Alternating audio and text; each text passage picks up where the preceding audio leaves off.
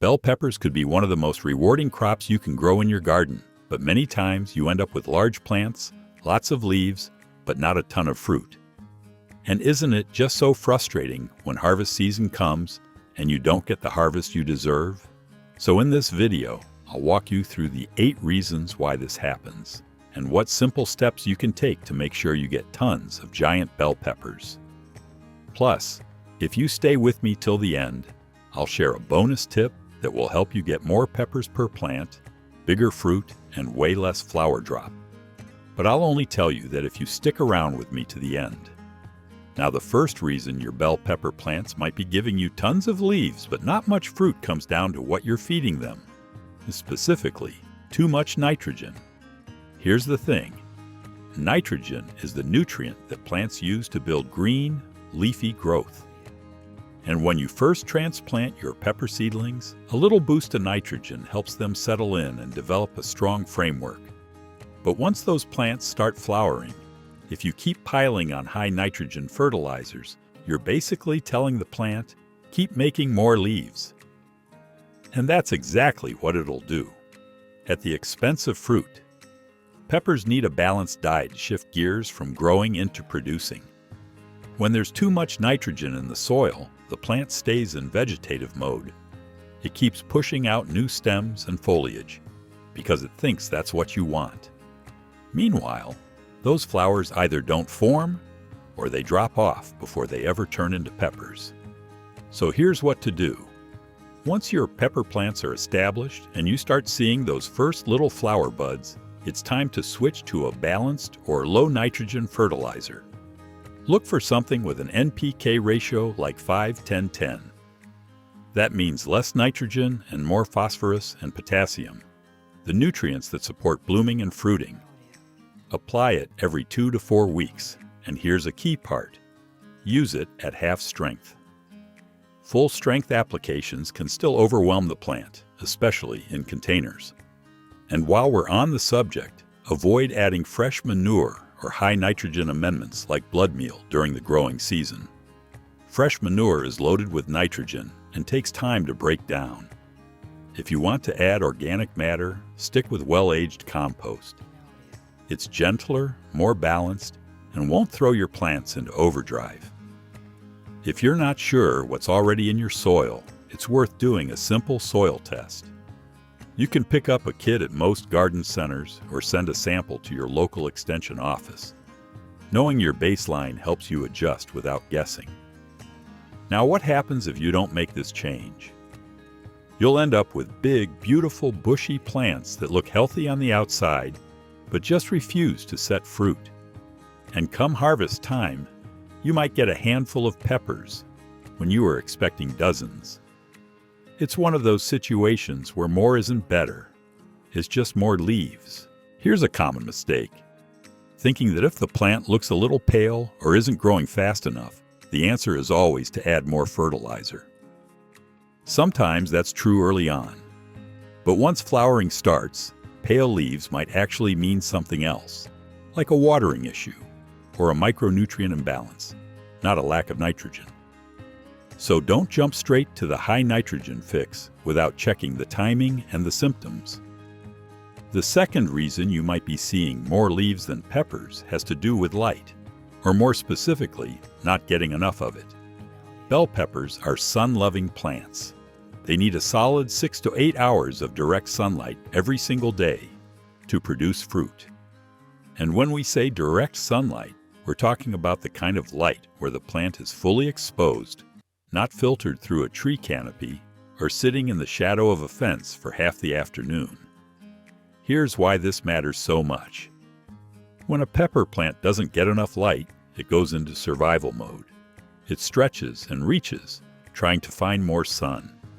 That means it puts energy into growing taller and producing more leaves to capture whatever light it can. Flowering and fruiting take a back seat because the plant is too busy just trying to stay alive. You'll often notice these plants look a bit leggy, long stems, lots of space between leaf nodes, and not much happening in the way of buds or peppers. So if your peppers are planted in a spot that only gets morning sun, or they're tucked behind taller plants, or they're up against a wall that blocks light for part of the day, that's likely your problem. The fix starts with location. If you're growing in the ground and you realize your peppers aren't getting enough sun, the best thing to do is relocate them next season to a sunnier spot. But if you're in the middle of the growing season and moving them isn't an option, there are still a few tricks you can try. One clever approach is to use reflective mulch. Something as simple as aluminum foil laid on the ground around the base of the plant can bounce sunlight back up onto the lower leaves and stems. It's not a perfect substitute for direct overhead sun, but it does help, especially if you're only a little short on light. If you're growing peppers indoors or in a greenhouse, you've got more control. Supplement with full-spectrum grow lights. These mimic natural sunlight and give your plants the energy they need to flower and fruit. Position the lights about 12 to 18 inches above the tops of the plants and keep them on for 12 to 14 hours a day. That extended light period can make a huge difference when natural sunlight just isn't cutting it. Now, what happens if you don't address the light issue? Your plants will keep growing, but they'll stay in that stretched out leafy phase. You might see a few flowers here and there, but many of them will drop off without setting fruit. And the peppers you do get will be smaller, slower to ripen, and fewer in number. It's frustrating because the plant looks alive and green, but it's just not delivering. Here's a common mistake: assuming that partial shade or bright indirect light is good enough. It's not. Peppers are not shade tolerant. They might survive in less than ideal light, but they won't thrive.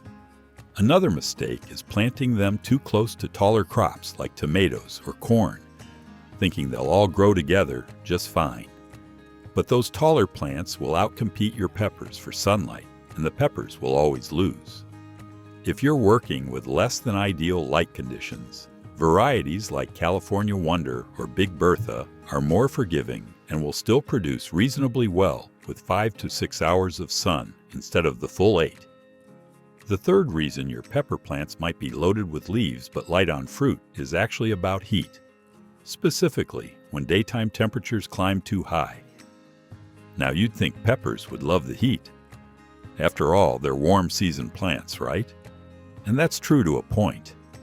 But there's a sweet spot, and once you go beyond it, things start to fall apart. Bell peppers do their best fruiting when daytime temperatures stay between about 70 and 85 degrees Fahrenheit. Once you start hitting the high 80s or pushing into the 90s and above, the plant gets stressed. Here's what happens. When it's too hot, the pollen inside those pepper flowers becomes less viable. It either dries out or just doesn't function the way it should. Even if the flower looks fine and stays on the plant, it won't get pollinated properly. And without pollination, there's no fruit. The flower eventually drops, and you're left wondering why nothing's setting. On top of that, extreme heat puts the whole plant under stress. It has to work harder just to cool itself down and manage water loss. So instead of putting energy into making peppers, it's focused on not wilting. You end up with a plant that keeps growing leaves, because that's the easier task, but won't commit to fruiting until conditions improve. So what can you do about it? The key is to provide some relief during those peak heat hours. One of the best tools for this is shade cloth. A 30 to 50% shade cloth can lower the temperature around your plants by several degrees without blocking so much light that they can't photosynthesize. You drape it over a simple frame or stakes during the hottest part of the day, usually from about 11 in the morning to 4 in the afternoon, and then roll it back once things cool down. The goal isn't to keep the plants in full shade, it's just to take the edge off that intense midday heat. Think of it like putting on a hat when you're working outside. You're still in the sun, but it's not beating down on you quite as hard. Another really effective step is mulching. Spread a thick layer of organic mulch, straw works great, or shredded leaves, around the base of each plant. This does two things. First, It keeps the soil cooler by blocking direct sun from hitting the ground. And second, it helps retain moisture so the roots don't dry out as fast. When the root zone stays cooler and more hydrated, the whole plant handles heat stress much better. And here's a simple but often overlooked tip. Water in the morning. If you water during the heat of the day, a lot of that moisture just evaporates before the plant can even use it. Morning watering gives the roots time to soak it up before temperatures peak. And it also means the foliage has time to dry off, which reduces disease risk. Now, what happens if you don't manage the heat? You'll see a lot of flowers that are yellow and drop off. The plant will keep growing, putting out new leaves, but the fruit set will be minimal or non-existent during the hottest weeks. And by the time temperatures drop back into a comfortable range, you've lost several weeks of potential production. Some gardeners don't realize this is happening until late in the season, when they look back and wonder why they only got a handful of peppers despite having big, healthy-looking plants all summer. Here's a common mistake: thinking that because peppers are heat-loving, more heat is always better. It's not. There's a threshold, and once you cross it, productivity drops. Another mistake is assuming that if the plant isn't wilting, it's fine. Heat stress doesn't always show up as drooping leaves. Sometimes it just shows up as empty branches where peppers should be. The fourth reason you might be getting big plants but disappointing pepper production has to do with nighttime temperatures. And this one catches a lot of people off guard because most gardeners focus on the daytime conditions and forget that what happens after the sun goes down matters just as much. Bell peppers have a pretty specific comfort zone when it comes to nighttime temps. Ideally, you want nights that stay between about 60 and 70 degrees Fahrenheit. That's the range where the plant can rest, recover from the day's heat, and most importantly, set fruit. When nighttime temperatures fall outside that range, either too cold or too warm, flowering and fruiting get disrupted. Let's talk about the cold side first. If nighttime temperatures drop below 55 degrees, pepper plants go into a holding pattern. They don't die or wilt, but they basically pause. The flowers won't set fruit properly, and any blossoms that were close to becoming peppers might just stall out or drop off. The plant is waiting for better conditions before it commits energy to reproduction. And if you're in an area where you get unexpected cold snaps in late spring or early fall, this can wipe out weeks of potential production. On the flip side, nights that stay too warm, above 75 degrees or so, cause a different problem. When it doesn't cool down enough at night, the plant can't recover from the heat stress of the day. It stays in a constant state of mild stress, and that interferes with pollen viability and fruit set just like extreme daytime heat does. You'll see flowers forming, but they won't turn into peppers. So here's how to manage it. If you're dealing with cold nights, the simplest solution is to use row covers or cloches. These are lightweight fabric covers or plastic domes that you drape or place over your plants in the late afternoon. They trap warmth from the soil and create a slightly warmer microclimate around the plant. You don't need anything fancy. Even an old bed sheet draped over stakes can work in a pinch. Just make sure to remove the covers in the morning once temperatures rise so the plants don't overheat during the day. If you're starting from seed, another way to avoid the cold night problem is to start your seeds indoors earlier and only transplant them outside once nighttime temperatures have consistently reached that 60-degree mark. Check your local frost dates and average temps and plan your transplanting around stable weather. A little patience here goes a long way. Now, for those overly warm nights, the fix is about improving air circulation. If you're growing in a greenhouse or sheltered area, set up a fan to keep air moving. Stagnant, warm air is worse than warm air that's circulating. Outdoors, make sure your plants aren't crowded together or tucked into a corner where heat gets trapped. Spacing them properly, which we'll talk more about later, helps a lot here too. What happens if you ignore nighttime temperatures? You end up in this frustrating cycle where the plant looks healthy during the day. Flowers keep appearing, but nothing turns into fruit. Weeks go by, and you're left wondering if there's something wrong with the variety you planted or if your soil is off. But really, it's just the temperature swings at night preventing the plant from doing its job. Here's a common mistake: assuming that if daytime temps are fine, the nights will take care of themselves. But temperature swings between day and night can be huge, especially in certain climates or at higher elevations. Another mistake is using heavy plastic tarps to cover plants on cold nights and then leaving them on too long in the morning.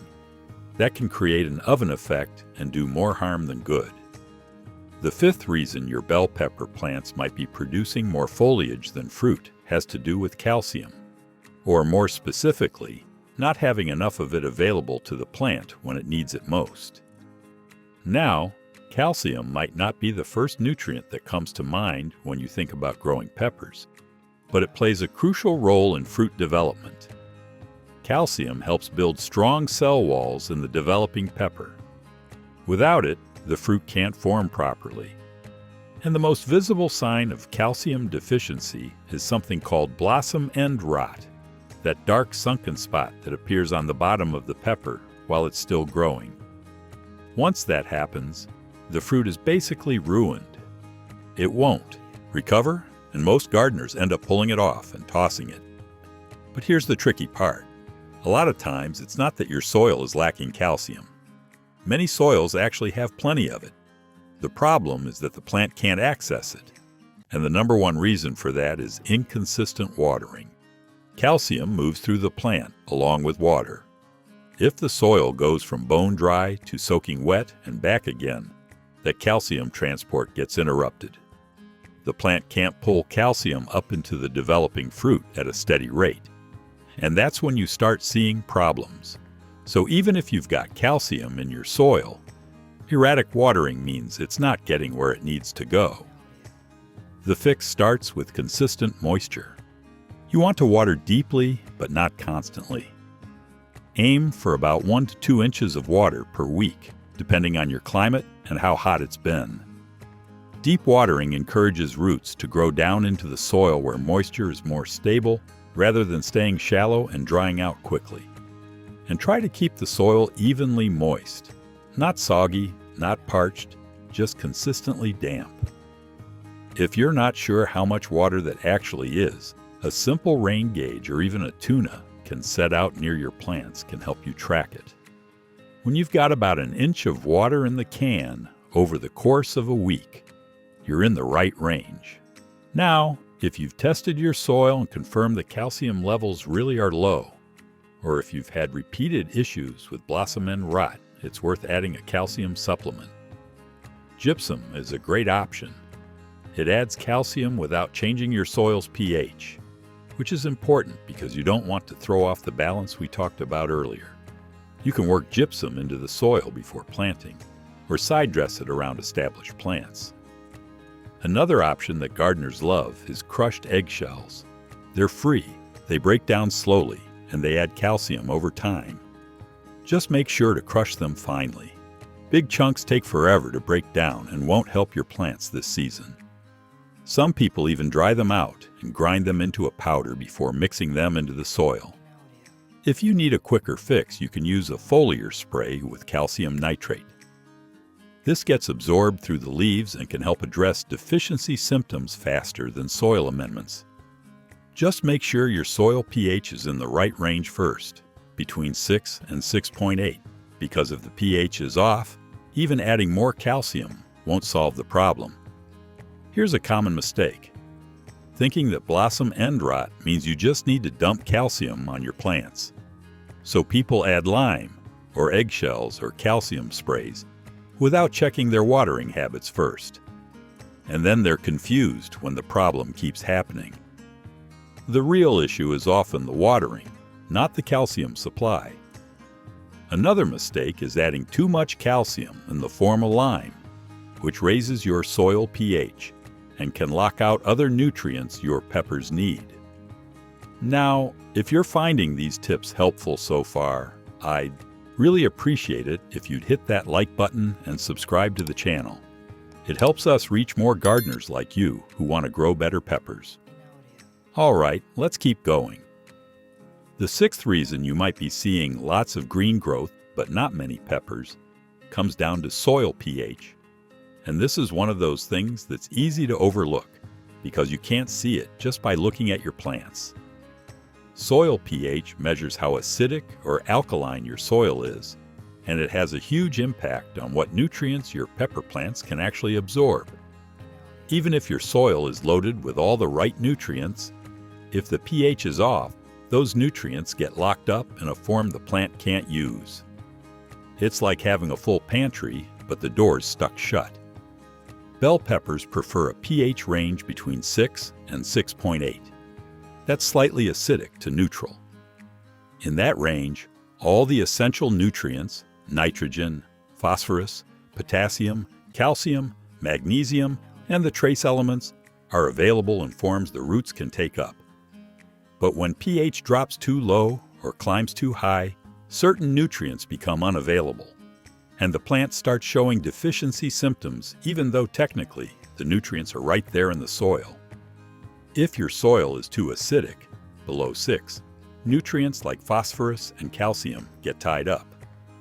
And we already talked about how important calcium is for fruit development. Without enough phosphorus, flowering and fruiting slows down. The plant might look okay, but it just won't produce. On the flip side, if your soil is too alkaline, above 6.8 or so, iron, manganese, and other micronutrients become unavailable. You'll often see yellowing leaves with green veins, which is a classic sign of iron deficiency. Again, the plant struggles and fruit production takes a hit. So here's what to do. First, test your soil. You can pick up a simple pH test kit at any garden center, or you can use a digital pH meter. If you want more detailed information, send a soil sample to your local extension office. They'll give you a full breakdown of pH and nutrient levels, which is really helpful if you're planting long-term. Once you know where your pH stands, you can adjust it. If your soil is too acidic, you'll need to raise the pH by adding lime. Garden lime, calcium carbonate, is the most common option. It's slow-acting and gentle, which is good, because you don't want to swing the pH too far too fast. Follow the recommendations on the package based on your soil type and how much you need to raise the pH. If your soil is too alkaline, you'll need to lower the pH by adding sulfur. Elemental sulfur works well, but it also takes time to break down and affect the soil. Another option is to incorporate acidic organic matter like pine needles or peat moss. These work more gradually, but also improve soil structure as they break down. Here's an important point. Don't try to fix your pH all at once. Make adjustments gradually over a season or even 2. Soil is a living system, and big, sudden changes can shock the microbial life and cause other imbalances. After you add amendments, wait a few weeks and then retest. See where things stand and adjust again if needed. What happens if you ignore soil pH? Your plants will struggle no matter what else you do right. You could be fertilizing perfectly, watering consistently, giving them full sun, and they'll still underperform because they're starving for nutrients they can't access. You'll see slow growth, pale or discolored leaves, poor flowering, and very few peppers. And the frustrating part is that it's not obvious what the problem is unless you test the soil. Here's a common mistake: assuming that because you've been adding compost or fertilizer, your soil pH must be fine. But pH can shift over time depending on what you're adding, how much it rains, and what's naturally in your soil. Another mistake is adding lime or sulfur without testing first. You might think you're helping, but if your pH was already in the right range, you could be making things worse. The seventh reason your pepper plants might be putting all their energy into leaves instead of fruit has to do with watering. Specifically, giving them too much, too little, or watering inconsistently. It seems like watering should be simple, right? But with peppers, both extremes cause problems, and inconsistent watering is often the worst of all. When a pepper plant goes through cycles of drought followed by flooding, followed by drought again, it creates stress that disrupts the entire fruiting process. The plant never knows what to expect, so it can't settle into a productive rhythm. Let's start with overwatering. When soil stays constantly soggy, the roots can't get the oxygen they need. Roots breathe just like the rest of the plant, and when all those soil pores are filled with water instead of air, the roots start to suffocate. Over time, they begin to rot. And once root rot sets in, the plant can't take up nutrients properly. The plant gets stressed, and stressed plants don't set fruit. They just try to survive. You might see yellowing leaves, wilting even though the soil is wet, or stunted growth. On the flip side, underwatering causes different problems.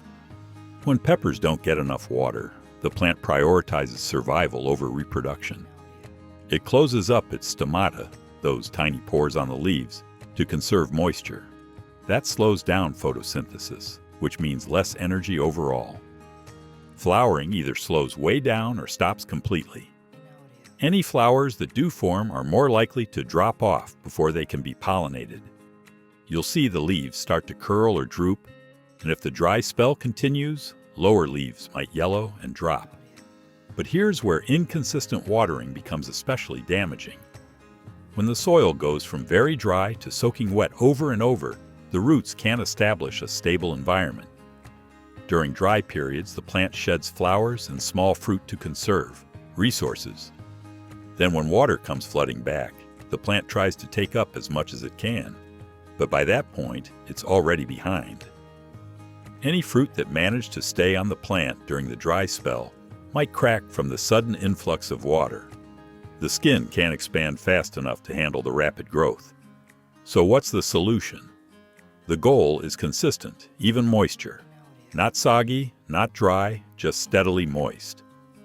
For most climates and growing conditions, that means about 1 to 2 inches of water per week. And the key phrase here is deep watering. You want the water to soak down 6 to 8 inches into the soil, not just wet the surface. The key is to let the top inch or two of soil dry out between waterings. That drying period gives the roots access to oxygen and encourages them to grow deeper in search of water, which makes for a stronger, more resilient plant overall. To check moisture levels, stick your finger down into the soil near the base of the plant. If it feels damp an inch or two down, hold off on watering. If it's dry at that depth, it's time to water. Some gardeners use a soil moisture probe, which takes the guesswork out of it. One of the most effective tools for consistent watering is drip irrigation or soaker hoses. These deliver water slowly and directly to the root zone, which means less evaporation and more efficient use of every drop. You can put them on a timer, and the plants get steady moisture without you having to stand there with a hose every few days. Soaker hoses are especially great because they're inexpensive and easy to set up, even in a small garden. If drip systems aren't in your budget, just make sure you're watering deeply when you do water. A light sprinkle on the surface doesn't help much. It evaporates quickly and encourages shallow root growth. Instead, water slowly and thoroughly until you see moisture soaking down into the soil. Water less frequently, but more deeply, once or twice a week depending on your climate, rather than a little bit every day. Mulch plays a huge role here too. A thick layer of organic mulch, 2 to 3 inches of straw, shredded leaves or wood chips, acts like a blanket over the soil. It slows down evaporation, keeps the soil temperature more stable, and helps maintain that even moisture level you're aiming for. Drainage is just as important as how much you water. If you're growing peppers in containers, make sure those pots have drainage holes in the bottom. Without them, water has nowhere to go, and the soil turns into a swamp. If you're growing in the ground, and you've got heavy clay soil that holds water for a long time, consider using raised beds or amending with perlite coarse sand or compost to improve drainage. Here's a common mistake: watering on a fixed schedule without checking the soil first. Just because it's Monday doesn't mean the plant needs water. Weather changes, growth stages change, and soil conditions change. Another mistake is assuming that if the plant is wilting, it must need more water. But wilting can also be a sign of root damage from overwatering. The roots are so compromised that they can't pull up moisture even though it's there. Adding more water at that point just makes things worse. One more mistake: watering at the wrong time of day. Watering in the evening might seem convenient, but it leaves the foliage wet overnight, which invites fungal problems. Morning watering is best. It gives the plant all day to use the moisture, and any water on the leaves dries off quickly. The ninth reason your bell pepper plants might be giving you more leaves than peppers has to do with spacing, or more specifically, planting them too close together. It's tempting to pack plants in when you're working with limited garden space. You want to maximize every square foot, and it feels like you're being efficient. But when pepper plants are crowded, they end up competing with each other for everything they need: sunlight, nutrients, water, and air. And in that competition, fruiting takes a back seat. Here's what happens when plants are too close. First, the lower leaves and inner branches don't get enough light because they're shaded by neighboring plants. Without light, those parts of the plant can't photosynthesize effectively, which means less energy for the whole plant. The plant responds by putting more effort into growing taller and reaching for light, rather than focusing on flowering and setting fruit. Airflow is another big issue. When plants are crowded together, air can't move freely through the canopy. That creates a humid, stagnant environment right around the leaves and stems, which is the perfect setup for fungal diseases like powdery mildew or bacterial spot. Once disease takes hold, the plant has to divert energy into fighting it off instead of producing peppers. And even if disease doesn't show up, poor airflow means flowers stay damp longer after watering or rain, which can interfere with pollination. Then there's the root competition. Below ground, the roots are all tangled up together, fighting for the same nutrients and water. Even if you're fertilizing and watering properly, the plants aren't getting what they need because they're constantly competing. Stressed plants don't fruit well. They survive, they grow leaves, but they don't put energy into reproduction. So what's the right spacing? Bell pepper plants should be spaced about 18 to 24 inches apart within a row. And if you're planting multiple rows, leave about 24 to 36 inches between rows. That gives each plant enough room to spread out, get full sun exposure all around, and develop a strong root system without bumping into its neighbors. If you're working with raised beds or smaller garden plots, stick to the 18-inch spacing and arrange plants in a staggered pattern rather than straight rows. That way, you're still maximizing space, but giving each plant enough breathing room.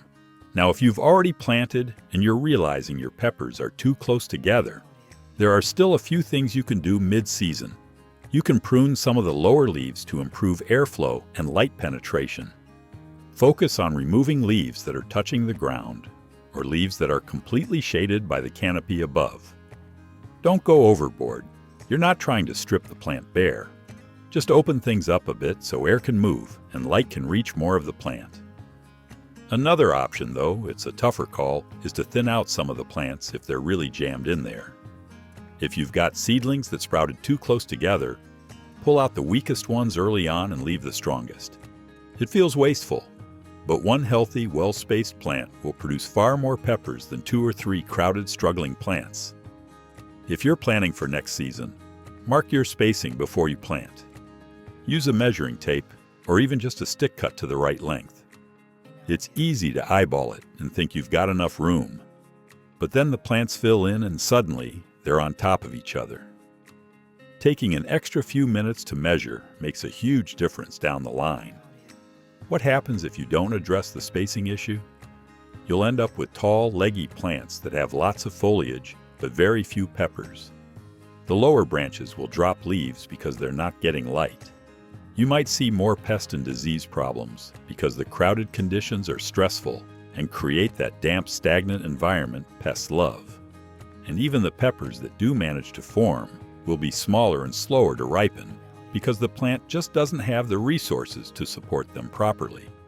Here's a common mistake: thinking that because peppers are small plants compared to, say, tomatoes, they don't need much space. But they do. They might not grow as tall, but they bush out, and that bushy growth needs room. Another mistake is planting at the correct spacing initially, but then letting volunteer seedlings or suckers grow in between. Those extra plants still create crowding, even if you didn't plan for them to be there. Pull them out or move them to a different spot. All right, we've made it to the bonus tip I promised at the beginning. And this one can make a real difference if you've tried everything else and you're still not getting the pepper production you want. We're talking about pollination, or more specifically, what to do when your peppers aren't getting pollinated properly. Now, bell peppers are what we call self-pollinating. That means each flower has both male and female parts, and technically, they can pollinate themselves without any help. But here's the catch. Just because they can pollinate themselves doesn't mean it always happens efficiently. And when pollination is weak or incomplete, you get flowers that drop off, or peppers that start to form but stay tiny and misshapen, or just fewer peppers overall than the plant is capable of producing. So why does pollination fail? There are a few common reasons. First, if you're growing peppers in a greenhouse or indoors, there might not be any wind or insects to help move the pollen around. Outdoors, if it's been unusually calm, no breeze for days on end, the pollen just sits there in the flower. It doesn't make it from the male part to the female part, even though they're right next to each other. Weather plays a role too. If it's been extremely hot, pollen can become less viable, which we talked about earlier. Or, if it's been very humid or rainy, the pollen can clump together and not release properly. And if you don't have many pollinators visiting your garden, maybe because there aren't a lot of flowering plants nearby, or because pesticides have reduced the bee population, then even outdoor plants can struggle with pollination. The good news is that you can step in and help the process along, and it's surprisingly simple. This is called hand pollination, and it's one of those techniques that sounds complicated, but really isn't. Here's how to do it. The easiest method is to gently shake or tap the flower clusters every day, or at least every other day, while the plant is blooming. You can do this in the morning when the flowers are open and the pollen is fresh. Just take your hand and give the stem a light shake, or tap the flower gently with your finger. That little bit of movement is often enough to release the pollen and let it land where it needs to go. If you've got a lot of plants, you can walk down the row and just give each one a quick tap as you pass by. It takes a couple of minutes and it can significantly boost your fruit set. Another option, if you want to be more precise, is to use a small, soft brush, like a watercolor brush or even a cotton swab. You can also use a clean electric toothbrush, which is a favorite trick among greenhouse growers. With the brush method, you gently touch the inside of each flower to pick up pollen, and then move to the next flower and do the same thing. The vibration from an electric toothbrush mimics what a bee does when it lands on a flower, and it works really well. The key with hand pollination is consistency. You're not going to see results from doing it once. But if you make it part of your daily or every other day routine during the flowering period, you'll start to notice more peppers forming and fewer flowers dropping off for no reason. Now, beyond hand pollination, there are some longer-term strategies to improve pollination naturally. One of the best things you can do is plant flowers nearby that attract pollinators. Marigolds are a classic choice. Bees and other beneficial insects love them, and they're easy to grow. Basil is another great one, and it has the added benefit of being a companion plant that some gardeners believe helps deter pests from peppers. Zinnias, sunflowers, and borage are also excellent pollinator attractants. The goal is to create a garden environment where pollinators want to hang around. If they're visiting flowers near your peppers, they'll also visit your pepper flowers while they're in the area. It's like setting up a buffet that keeps them coming back. And here's something that can't be emphasized enough. Avoid using pesticides during bloom time, especially broad-spectrum insecticides. Even if you're dealing with a pest problem, spraying while flowers are open can kill or drive away the very insects you need for pollination. If you absolutely have to treat pests, do it in the early morning or late evening when pollinators are less active, and choose the most targeted product you can find, something that addresses the specific pest without wiping out everything else. Better yet, try non-chemical pest control methods first. Hand-picking larger pests, using insecticidal soap for soft-bodied insects like aphids, or introducing beneficial insects like ladybugs can often solve the problem without harming pollinators. Thanks for sticking with me through all 8 tips plus that bonus. Remember, growing great peppers isn't about having the biggest plants, it's about balance. If you found this helpful, give it a like, subscribe for more gardening tips, and check out our other videos on growing a better garden.